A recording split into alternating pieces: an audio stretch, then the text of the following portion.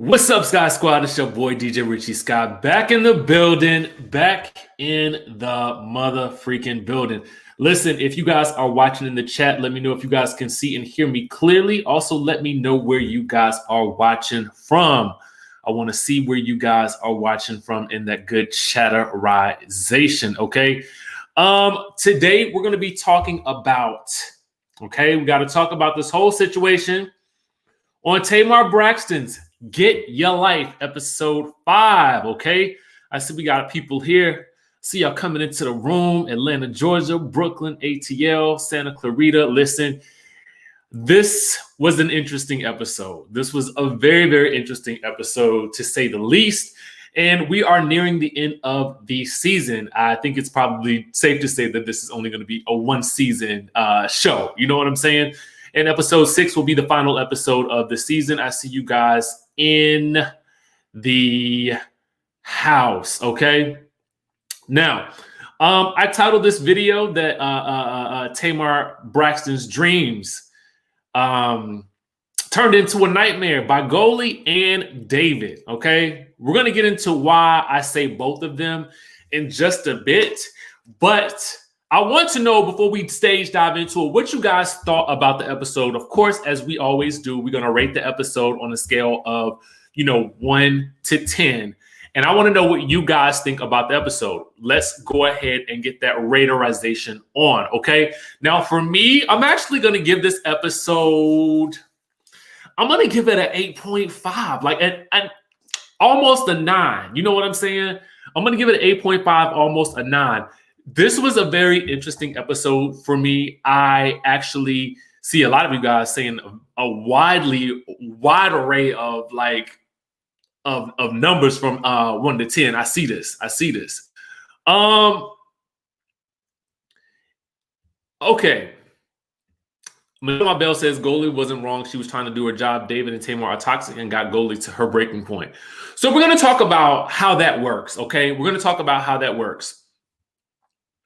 I saw some. we're gonna get into it, guys. I'm gonna go ahead and stage dive into it right now. So first things first, we're celebrating David's 50th birthday celebration. Now his family is coming in from Nigeria, okay, and David is talking to his sister, okay. Now, and his sister's name is Ronnie. And Ronnie has doubts about TAMAR's family, okay? There are some cultural differences. And, for them being Nigerian, she says they don't compromise on their spiritual beliefs, okay? For him, he would be marrying, TAMAR and her family, and he believes that she would be doing the same. Whereas TAMAR believes that she is strictly marrying the person. In the chatterization, let me know, guys, do you guys feel as though when you are getting married to someone that you are marrying them and their family, or do you think that you're just marrying that person? Let me know in the chat. I want to know what you guys think about that, because that's a big thing. That's a really big thing right there. And I would wager to say that for some people, it's not just cultural. I feel like some people across a lot of different cultures feel that same way. But I want to know what you guys think. And I see you guys are really split on this as well. Some people think both. Some people think you're marrying the family. Some people say just that person. It's interesting because, clearly you have to deal with the person's family and you kind of become adjoined to that family as well. So it's kind of hard to separate that unless that person is not close to their family at all. And as we know, at this point in time, it seems as though TAMAR is estranged from her family for the most part. But we're gonna get into family in just 1 second. So let's not get there too soon. Now, Goli, for whatever reason, okay, is going to the party. Okay, she is going to the party. She is going to the jamboree. I don't understand why. This man don't like you. Okay, this man don't like you at all. Okay, so why would you even bother going to this jamboree when you know they don't like you? I don't understand that. Now she says, it's really betraying my instincts to go. Every fiber in my body says don't go. Well, girl, don't go, okay? This was a bad look. Now she says that she's going to the party because Tamar asked her to go. I don't even know why Tamar would ask her to go to that. Like, you already know David some type of way. And to be quite honest with you, I'm sure David would have rather her not have been there. So why would you, if he believes that she's a witch, why would you bring a so-called witch to the family where the family is not cool with witches? Okay, don't make sense to me. It don't make sense at all. But of course, this is television, so she's gonna be there, okay? But Goli does feel as though Tamar will sacrifice her for David as well as the work. And she says to Michael, the producer, this is why I have to quit this job. I don't know if you guys noticed that, but she did say, I mean, she kind of muttered it. She said, that's why I have to quit this job. Girl, you should have quit 2 episodes ago, to be quite frank with you. You should have quit 2 episodes ago if you knew what was good for you. But we will talk about why, what has happened to Goli in the time frame that she, betwixt when she should have quit and now, okay? We're going to talk about that. Now, here's something interesting. Now, when Tamar makes her entrance in her, in her nice little, gown and headpiece or whatever, I thought she looked great, okay? I thought she looked good. David thought she looked like Della Reese. Now, listen, Della Reese is slightly more full-figured. Tamar is not full-figured, okay? So it was an interesting comparison, not to mention Della Reese, in terms of how he was making that comparison, she would have been older, okay? That's just basically it. So Tamar was like, you're saying I look like an old lady? Is that what you're trying to say? It was just real weird to me. I was like, okay. So then David is having a conversation with his brother-in-law, who happens to be a pastor, and Goli said, and he talks about Goli. He asks what he thinks about Goli. And so at that point, the brother-in-law says it's clearly witchcraft, okay? He tells David he would not be afraid to confront her, and David agrees. David then says, and I believe it was either in his confessional or to his brother-in-law, he says it's a spiritual process, which then turns into it's an evil spirit. Now, did y'all catch that? It went from being it's a spiritual process to being it's an evil spirit, okay? Then he says, don't mess with my girl.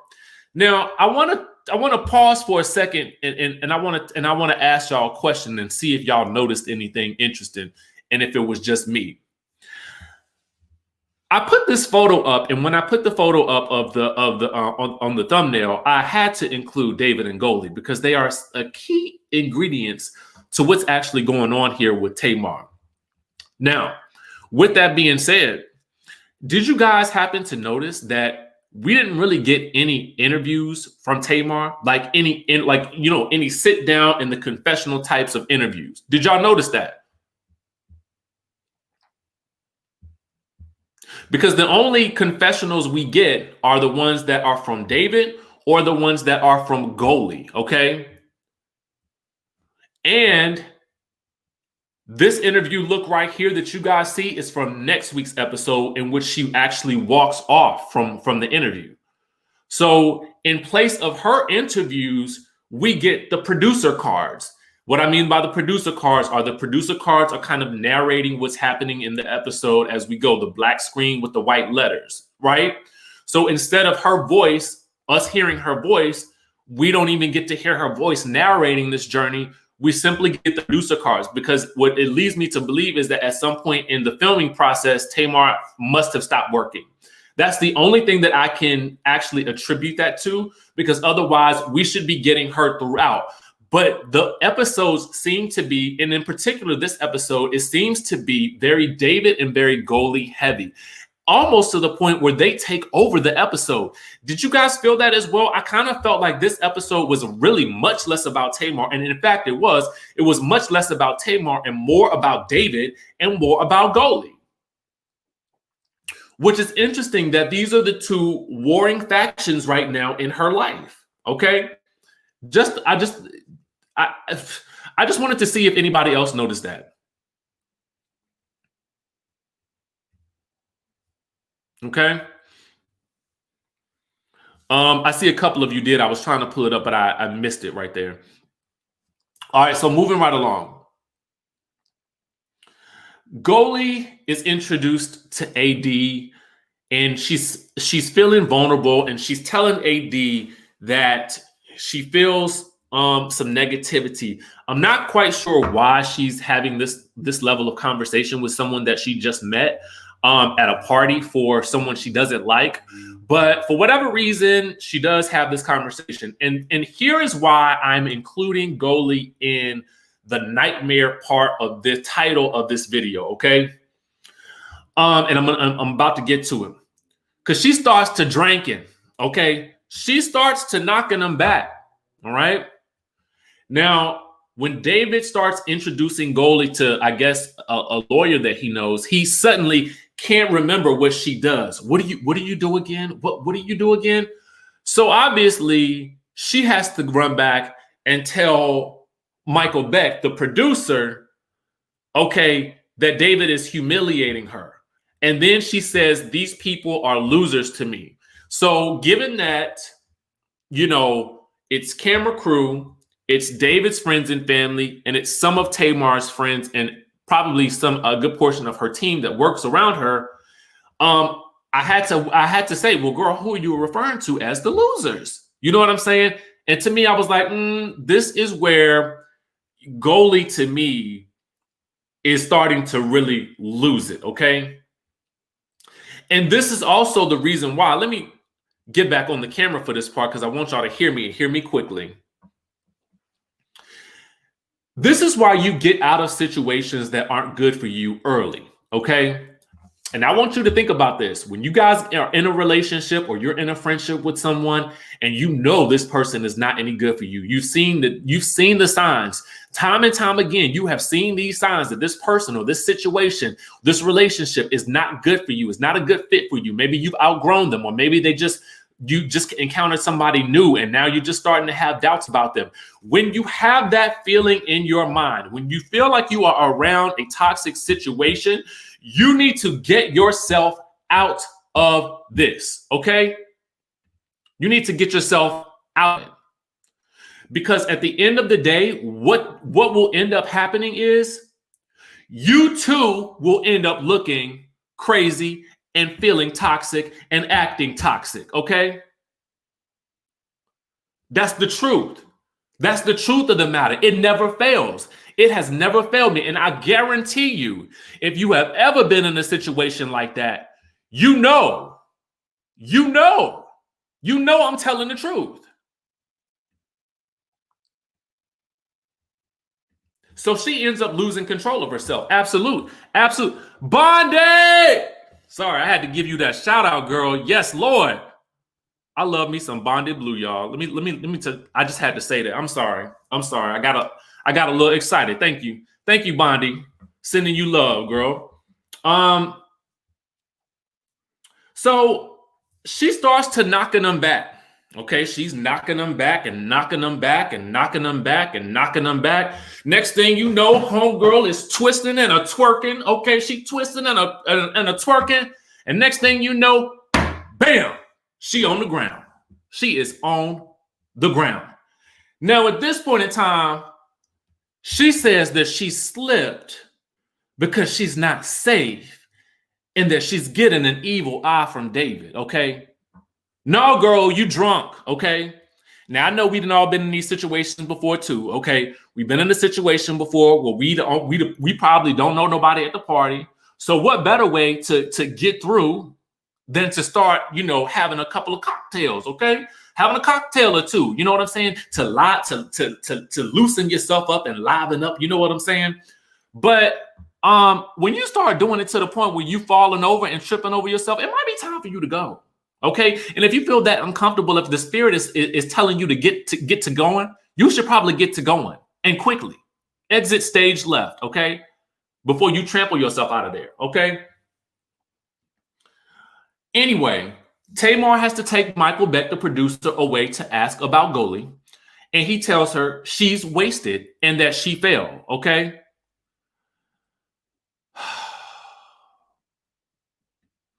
The fact that he even had to have this conversation to me is like, why didn't somebody escort this lady out at this point? Like, why? I think that's my problem that I'm having a lot of times with production on this show. And listen, I just have a problem with the fact that they're not doing a little bit more intervention, because a situation like that, she definitely needs to be gone right at this point, right? Anyway, Michael is trying to have a conversation with Tamar because she's asking questions about Goli, and then here comes David. All my friends are here. Why did you leave me? Come hang with me and my friends. She says she's tired.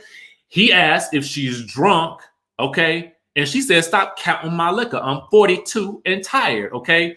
Now, apparently it's already 12:30 in the morning, okay? And she's ready to end the night.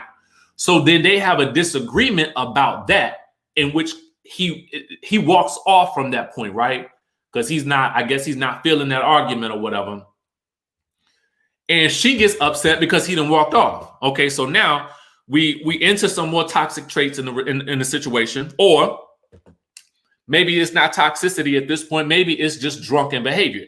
Now, we've all been through this situation before too, where we had a little bit too much to drink, and now we arguing with somebody over something stupid. Bottom line, okay? We arguing with somebody over something stupid. Relatable moment number 10 on this episode, okay? So it seems like they quickly get past that. She changes out of her Della Reese outfit, okay? Not my words, David's. And they resume partying because he needs her to socialize with his friends, which feels more like forced socialization to me. But you know, whatever the case may be, she's got to put on her face and continue the party as long as he wants to. Now, Goli is still upset. She claiming her arm hurt and it's all David's fault. And now she thinks that he is practicing witchcraft.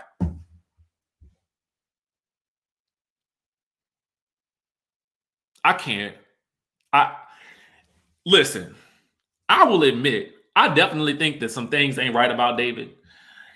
And I think that Goli has outstayed her welcome at this point, because I just feel like, to me, you know, if you really about your business, the moment you start feeling like somebody is disrespecting you, you leave. You leave. And clearly, contracts can be doggone in this situation, because as we know at the end of the episode, she gonna quit anyway. So it's like, why would you even waste your time? And she even says it as the episode goes on, that she feels like she's worn out her welcome. Why are you still here? Okay. Anyway, we get into week 5. Okay. Goli is back and she's working with Tamar. Now, finally, we get into some work after 3 weeks of foolishness. We getting back to some work. Okay. Now, they're working through the dream that Tamar had about Ellen DeGeneres and David. Okay. They do a role play.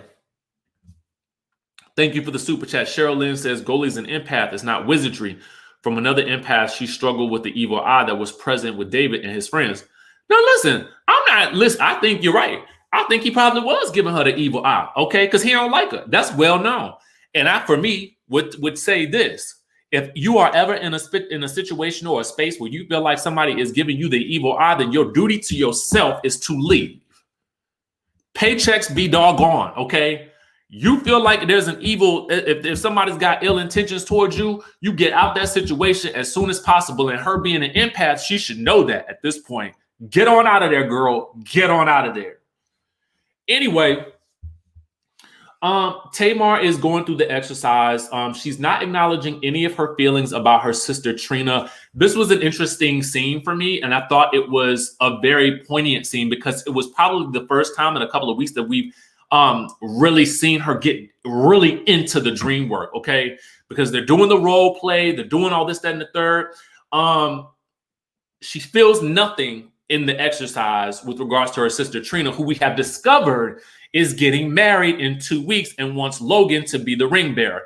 Now, Logan has changed his mind about this situation because he feels like it is too much responsibility for somebody his age. I was like, that is such an astute observation. But what I found was interesting was that, as we know, Braxton Family Values starts off in November, which means that if they were filming that in 2 weeks, and this is week 5 of Tamar Braxton's show, that means that Tamar had 2 weeks to finish filming her show and get right into filming Braxton Family Values. That's a lot. That's got to be a lot of work to go from filming 6 weeks of your own show to doing now, what, 6 to 12 weeks of Braxton Family Values, if she does that much of it. So that, I thought that was an interesting thing. And so now we'll have, following this, we'll have obviously Braxton Family Values starting November. So we definitely got to see where things pick up from there. Okay. So anyway, they continue on. Goli feels like Tamar is blocking herself. Okay. She says that I feel that David represents the masculine betrayal that Tamar's been going through. Now, Goli surmises that Ellen represents the media and that Tamar has been trained for many, many years to suppress herself when it comes to the media. She also says that it's reminding Tamar of something from the past that keeps repeating itself. Tamar and her team admit that this is very deep, okay? I think that is very deep too, because this seemed to really raise some thoughts within Tamar. Like, she really seemed like she felt this in her spirit.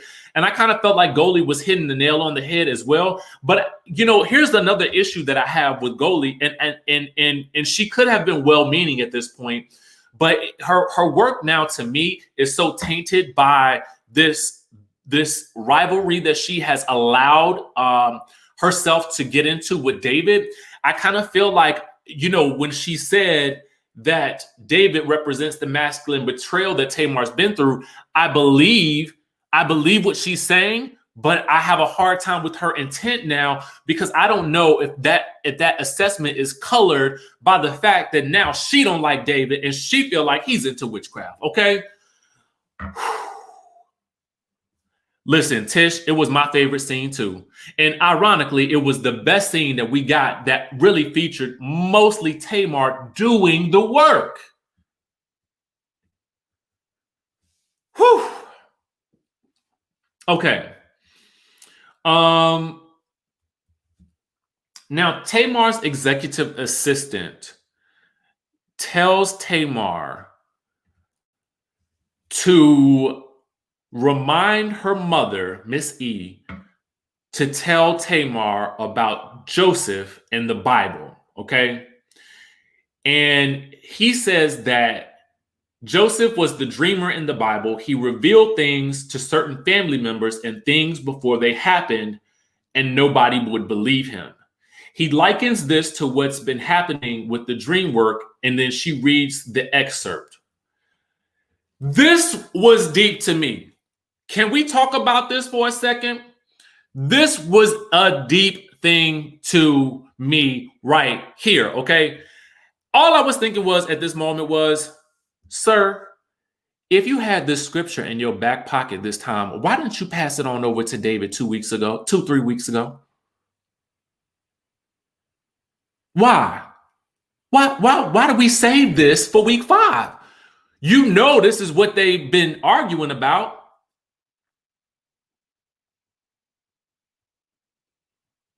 Okay. I saw somebody in the chat ask me how come I was coming against Goli. I'm not coming against Goli, but what I am doing is pointing out what happens to a person when they stay in a situation that is not good for them longer than they should. They then begin exhibiting toxic traits because they are in a toxic situation. And that, to me, is what I feel like has happened with Goli.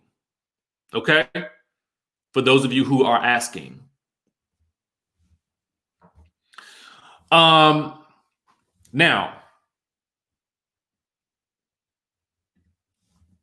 this is a good question too.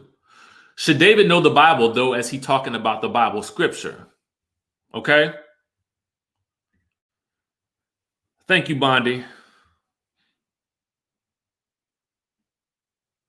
And I get that some boss, I get it that she was trying to stay aboard for Tamar, but I just want you guys to understand, even when you are in a relationship, let's really get into it real quick. I know y'all done been in this situation because I done been in this situation, and I've seen plenty of friends in the situation. You stay in a situation because you love somebody, right? But the situation could be toxic. So there are plenty of parents who stay in bad relationships because of their kids.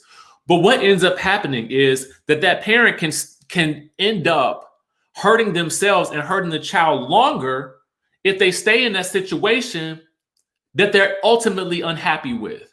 The same goes for anybody in a relationship. You stay in it because you love that person, even though they are treating you horribly, right?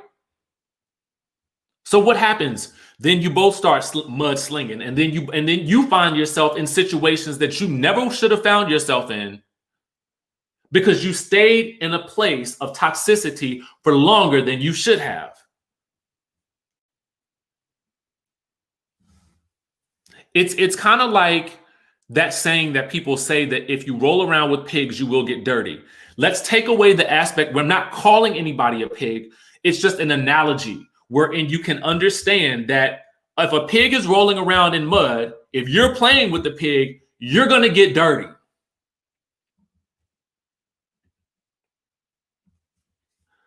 So that's kind of why I'm saying that this is what's happened to Goli as she's stayed in this situation longer than she should have. Now she's found herself having all types of craziness going on with her. And it's just bad for everybody. So they read the stuff about the Bible, and interestingly enough, David then calls, okay? David calls and he is upset and hyperventilating, okay? He's upset, wanting another sit down with Goli because he needs to understand the source of the power.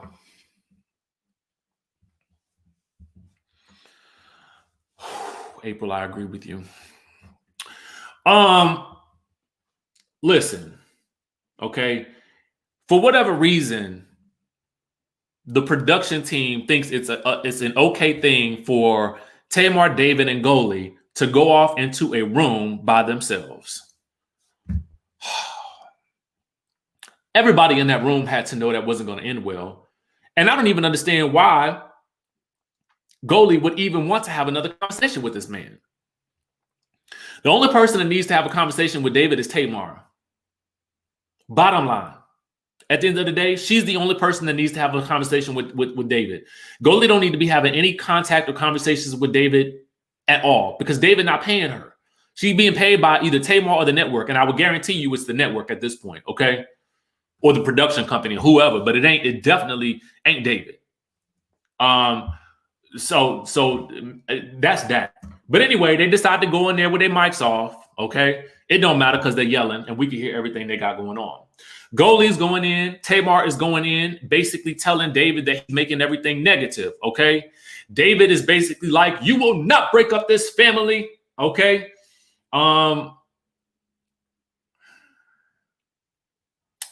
David says for you to go back into a dream that's spiritual. Goli then is asked by production why she's in a room with Tamar and David. She says this. Tamar's not fully processing the dream work, so she's not fully trusting Mona Scott, the producers, and the show. And then apparently Goli ends up talking about her exploding on David, okay? Now at this point, Tamar's yelling, David, David. Goli is yelling, are you out of your mind, mother effer? It's a whole lot of effing this and effing that and effing this and effing that. Goli comes out. But before we get there, before Goli comes out of the room, can anybody please tell me why they waited so long to go in that room and break that madness up. Can anybody riddle me that? Why did they do that? Why did they wait so everlasting long for anybody to think to go into that room and break up that situation? Like, and to me, and I gotta listen, Michael Beck, Toya. Now I know Toya, and I'm gonna tell y'all, Toya is the black producer. She's the black, and Toya is she's a beast. Okay, she knows her stuff. She's about it. She works in this industry and she works hard.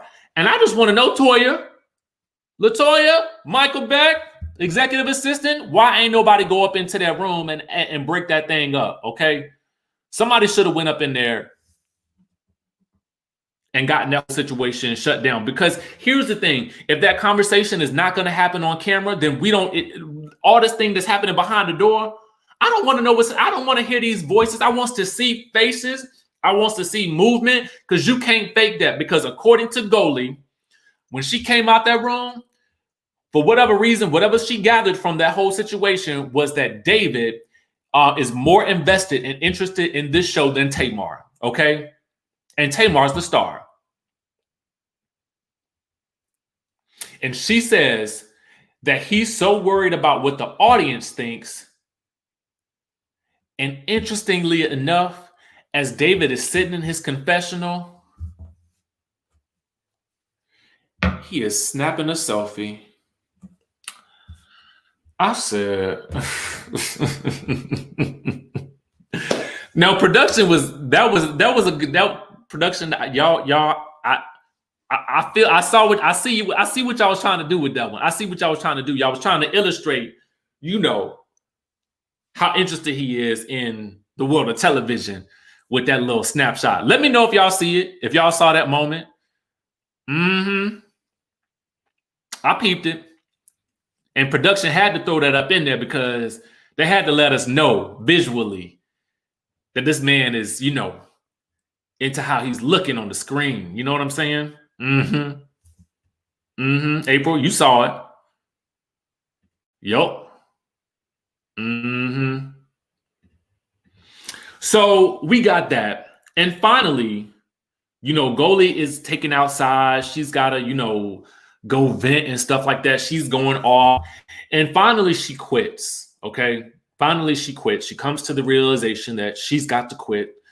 And I'm thinking to myself, well, girl, how did you last for so long? Like, did they offer you a bump in pay to keep taking this abuse? Because the longer she stayed, to me, the longer she looked like she was a part of the mess. Because you can't continue to joust back and forth with a person without coming out looking like a mess yourself. It's the truth.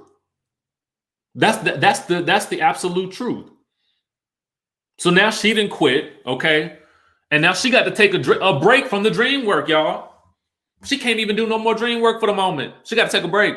I don't blame you, girl. You've been through a lot. But it's partly your fault for sticking around with it and not setting up some boundaries early on. That's what you should have done, to me. Now, wait. I'm looking at your comments.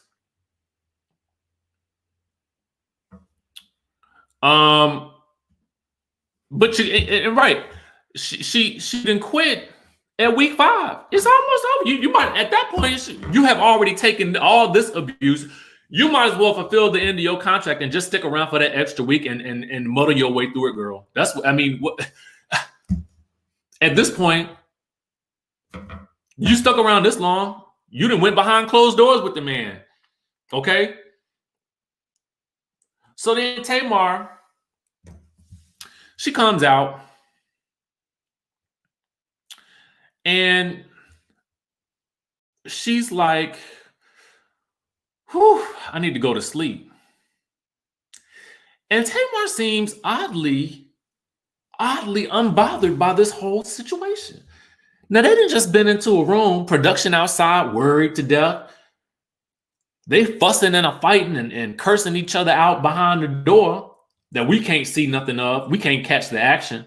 Okay. We got to get the audio version. She comes out the room looking like she just need a nap. Like, that's it. That's going to cure it all.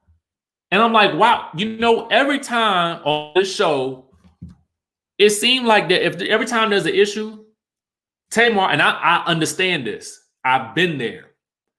Every time there's a major issue, she got to go to sleep. She got to go to sleep. Sleep is going to cure any of this, okay?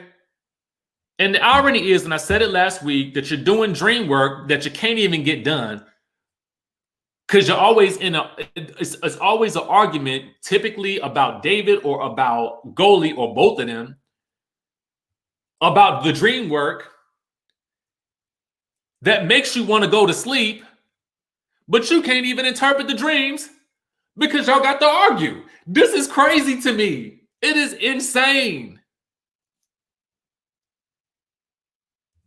It's escapism, okay? But you can't keep escaping from an issue because it's never going to go anywhere. The issue will still be there when you wake up if the people are still there. I mean, and she is unbothered by the fact that Goli is gone. I don't know if she understood in that moment that Goli had quit, but she just seemed unbothered. Like, okay, well, I'm gonna catch y'all because I got to get some Z's.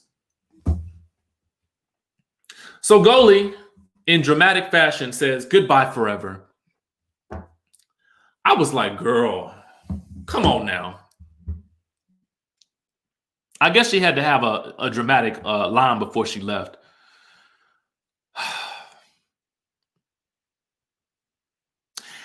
And trust and believe. Trust what I'm saying to y'all. I know I went kind of hard on Goli today because I feel like she should know better, right? I have not forgotten that David is really, to me, in this show, the biggest narcissist that I have ever seen on television. At least that's what he looks like from my vantage point. Okay. Now, I understand that he has cultural beliefs, and I'm not mad at whatever his beliefs are. And I've said it time and time again. You cannot put your beliefs off on someone else. And if you have such a big problem with it, then you take it up with her, and you don't take it up with the person who is employed to do a job, right? Because this is a show. It's not your show. It's not the David show. But episode 5 was definitely the David and Goli show, okay? I think somebody put in there David and Goliath, okay?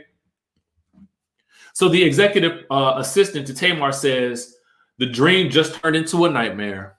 Just turned into a nightmare. This has been a nightmare since minute 15 in episode 1. Okay.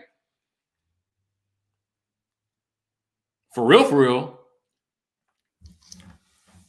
But I thought that was like I gotta hand something to production.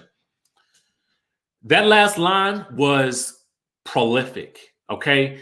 It really captured what we have experienced this season.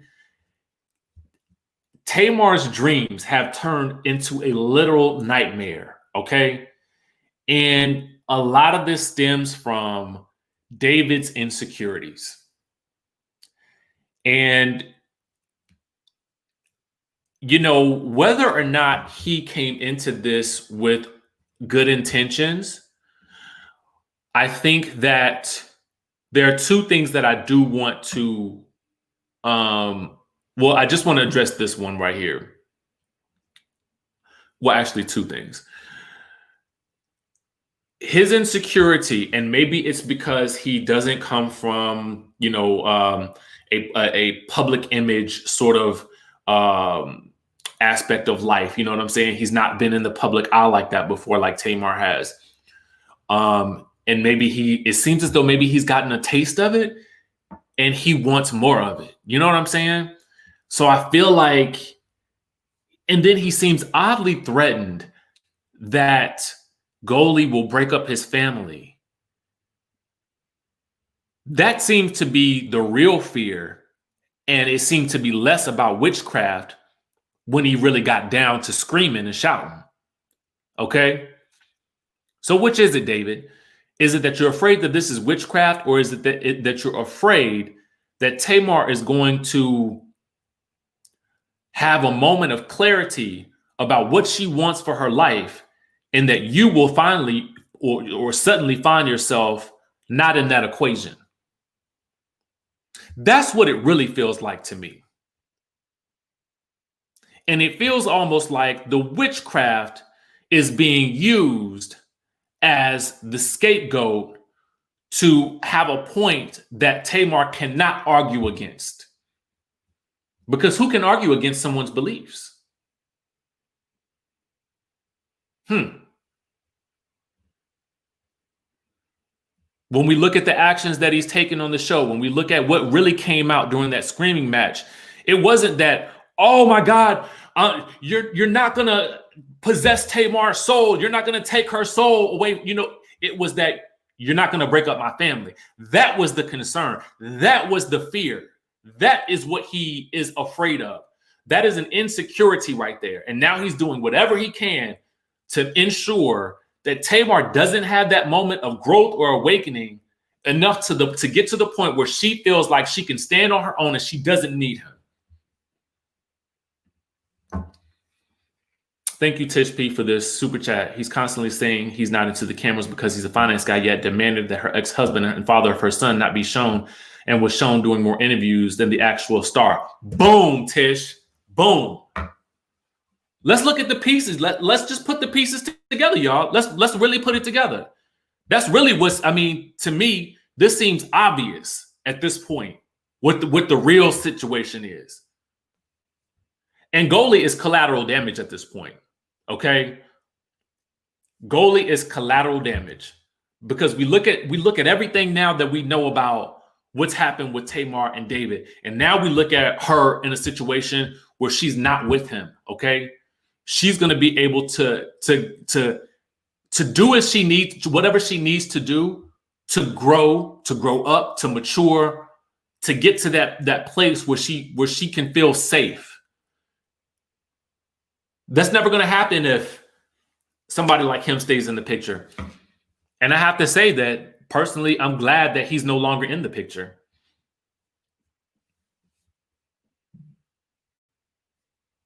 That's what I think. And it's unfortunate that I would say it's unfortunate that this whole thing had to play out on television for it to really come to light for Tamar. But sometimes we have to go through things the hard way, and it sounds like this is what happened. So next week we have the finale, right? The trailer for next week was a little confusing to me. It didn't feel, I don't know what's being addressed, to be quite honest with you. Although it's probably just a wrap up of week 6 and her trying to come to the end of this whole journey. Thank you for the super chat. Virgin Love 8 says, "Is Tamar? She needs a man, so she think."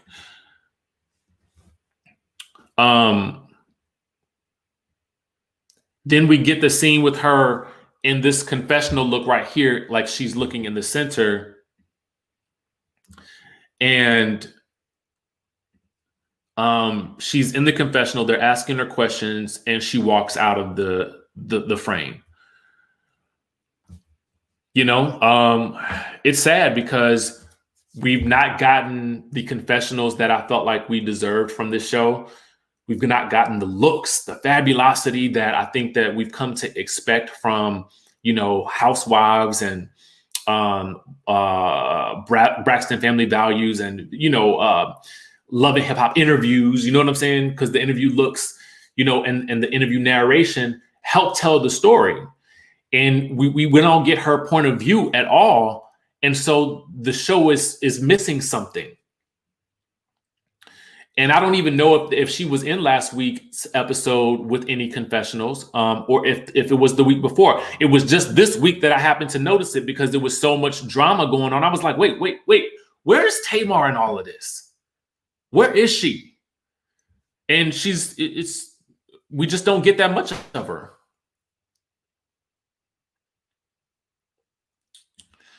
JJ, thank you for the super chat. Who says, I wonder if Tamar and David are secretly married based on Nigerian culture, unity under God. I don't know. I guess hopefully we'll find out the answer to all these burning questions.